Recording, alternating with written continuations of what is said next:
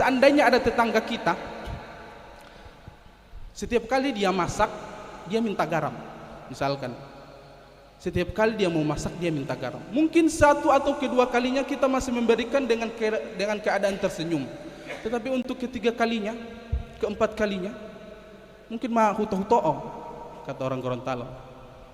Tetapi tidak begitu dengan Allah Subhanahu wa taala. Justru semakin kita berdoa, semakin kita memunajatkan seluruh perkara-perkara kita kepada Allah Subhanahu wa taala, semakin Allah Subhanahu wa taala suka.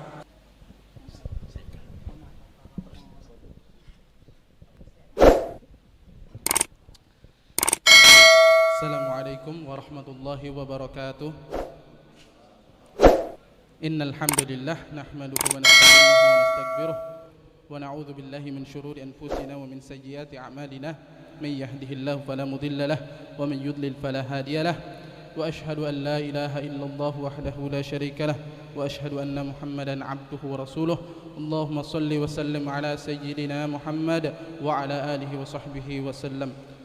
Jamaah salat Isya dan Tarwih yang sama-sama dimuliakan Allah Subhanahu wa taala.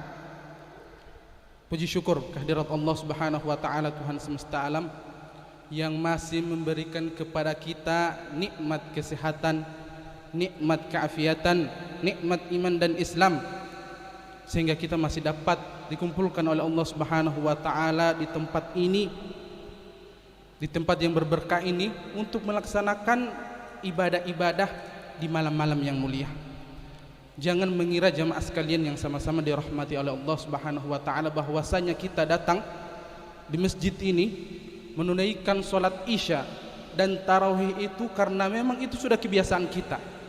Kita memang telah mampu untuk melaksanakannya.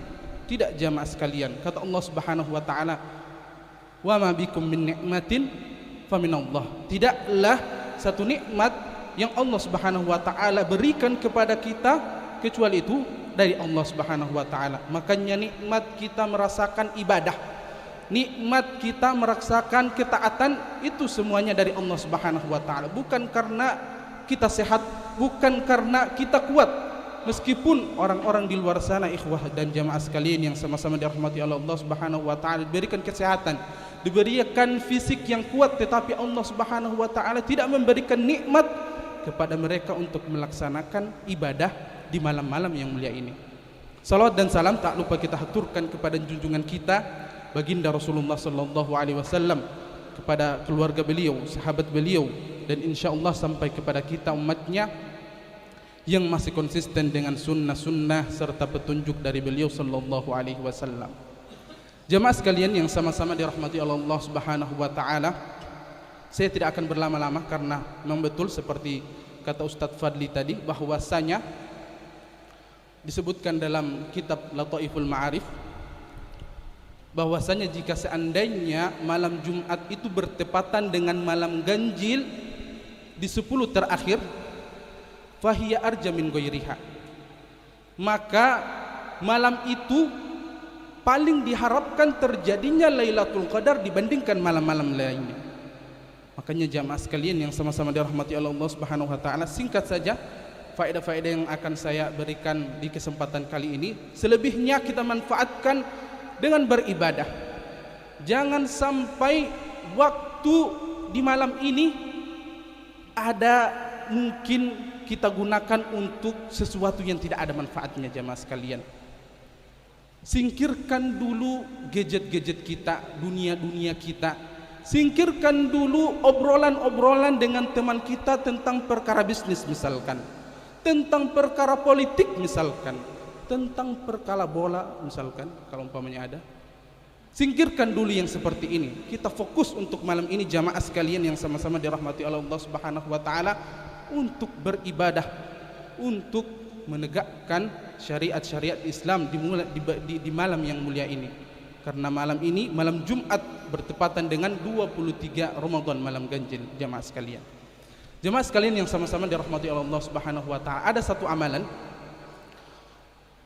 yang amalan ini sangat ringan dikerjakan tetapi mempunyai dampak yang luas dan harus kita continue atau sering kita lakukan. Apa itu jemaah sekalian yang sama-sama dirahmati oleh Allah Subhanahu wa taala? Itu adalah doa. Doa adalah komunikasi kita dengan Allah Subhanahu wa taala. Simbol bahwasanya kita ini adalah seorang hamba dan Allah itu adalah Tuhan. Tidaklah kita sebagai seorang hamba itu kecuali bergantung kepada Tuhan. Makanya kata Allah Subhanahu wa taala, bagi orang yang jarang melakukan doa, jarang memunajatkan doanya kepada Allah Subhanahu wa taala, kata Rasulullah sallallahu alaihi wasallam, "Wa man lam yad'ullah ghadiba alaihi." Barang siapa yang jarang berdoa kepada Allah Subhanahu wa taala, maka Allah Subhanahu wa taala akan marah kepadanya. Bayangkan jemaah sekalian, jika seandainya ada tetangga kita, setiap kali dia masak, dia minta garam. Misalkan, setiap kali dia mau masak, dia minta garam. Mungkin satu atau kedua kalinya kita masih memberikan dengan keadaan tersenyum. Tetapi untuk ketiga kalinya, keempat kalinya, mungkin mah huto-huto'o, kata orang Gorontalo. Tetapi tidak begitu dengan Allah Subhanahu wa taala. Justru semakin kita berdoa, semakin kita memunajatkan seluruh perkara-perkara kita kepada Allah Subhanahu wa taala, semakin Allah Subhanahu wa taala suka. Oleh karenanya jemaah sekalian, di malam-malam ini marilah kita memunajatkan doa-doa kita. Hukum asalnya bahwasanya setiap waktu itu adalah peluang untuk kita melakukan doa. Tetapi jamaah sekalian yang sama-sama dirahmati Allah Subhanahu wa taala, Allah Subhanahu wa taala menetapkan waktu-waktu tertentu yang dimana jika seandainya kita berdoa di waktu tersebut, maka ijabahnya itu akan cepat. Yang pertama jamaah sekalian adalah waktu sahur. Waktu sahur atau sepertiga terakhir di malam. Sabda Nabi sallallahu alaihi wasallam, "Yanzilu Rabbuna tabaraka wa ta'ala kulla lailatin ila sama'id dunya hina yabqa thuluthul akhir min al-lail yaqul man yad'uni fa astajiba lahu wa man yas'aluni fa u'tiyahu wa man yastaghfiruni aghfir lahu." Bahwasanya Tuhan kita tabaraka wa ta'ala, Allah Subhanahu wa ta'ala turun ke langit dunia setiap malamnya di sepertiga terakhir dari malam itu. Kemudian Allah Subhanahu wa taala akan berfirman, "Siapa dari hamba-hambaku yang mau berdoa di waktu ini, aku akan kabulkan. Yang meminta kepadaku di waktu ini, aku akan berikan. Dan meminta ampunan di waktu ini, aku akan berikan." Siapa kita jamaah sekalian yang tidak mau dengan fadilah ini? Hadits qudsi yang menyebutkan, "Ya ibadi, innakum tukhti'una bil-laili wan-nahar wa ana aghfiru dzunuba jami'an fastaghfiruni aghfir lakum." Wahai hamba-hambaku, sesungguhnya kalian itu adalah pendosa siang dan pendosa di malam hari. Maka mintalah ampun kepadaku, kata Allah Subhanahu wa taala, aku akan berikan ampun. Makanya salah satu sifat yang disebutkan dalam surah Az-Zariyat, kanu qalilan minal laili ma yahja'un wa bil ashari hum yastaghfirun, adalah sifat-sifat dari penduduk surga itu. Jika seandainya mereka masuk waktu sahur, mereka akan memperbanyak istighfar kepada Allah Subhanahu wa taala, akan menyedikitkan tidur mereka. Makanya jamaah sekalian, proyek atau program iktikaf ini adalah sebagai pembentuk diri kita, melatih diri kita agar bagaimana kita memiliki sifat-sifat ahlul jannah, sifat-sifat ahlus surga. Jemaah sekalian yang sama-sama dirahmati Allah Subhanahu wa taala. Waktu yang kedua jemaah sekalian adalah waktu orang puasa.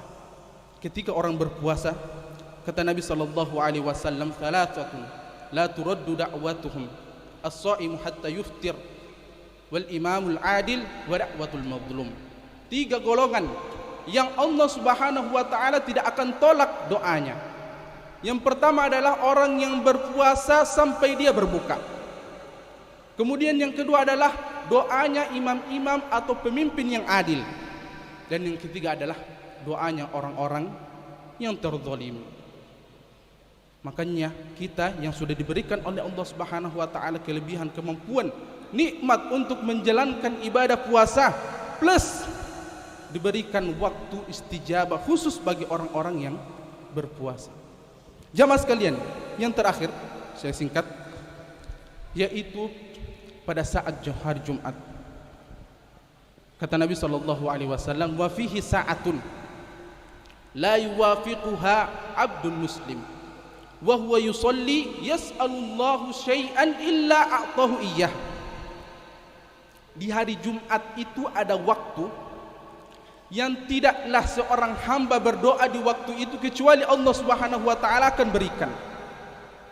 Sebagian pendapat para ulama mengatakan bahwasanya waktu itu berada di antara asar menuju maghrib. Maka ini berkumpul di esok hari jamaah sekalian.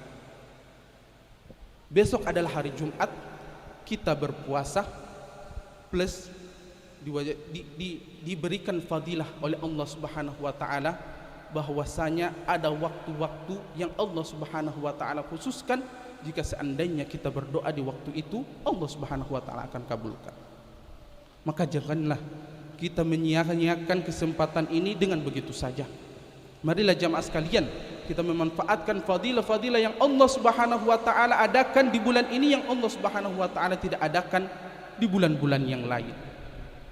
Jika seandainya kita berdoa, minimal 3 perkara yang harus kita munajatkan. Yang pertama adalah memohon ampun atas segala dosa-dosa kita. Yang kedua adalah memohon kepada Allah Subhanahu wa taala agar diistiqomahkan di dalam agama ini. Dan yang ketiga adalah meminta kepada Allah Subhanahu wa taala agar diwafatkan dengan husnul khatimah. Jika seandainya 3 perkara ini telah selesai diijabah oleh Allah Subhanahu wa taala, maka alam barzakh akan mudah kita lalui, akhirat akan mudah kita lalui jamaah sekalian. Makanya marilah kita memanfaatkan sekali lagi malam ini dan besok hari untuk memunajatkan doa-doa kita, meminta kepada Allah Subhanahu wa taala segala perkara-perkara yang kita butuhkan, karena sesungguhnya kita adalah hamba dan Allah Subhanahu wa taala adalah Tuhan. Demikianlah yang dapat kami sampaikan. Lebih dan kurangnya kami mohon maaf. Wabillahi taufiq wal hidayah. Wassalamualaikum warahmatullahi wabarakatuh.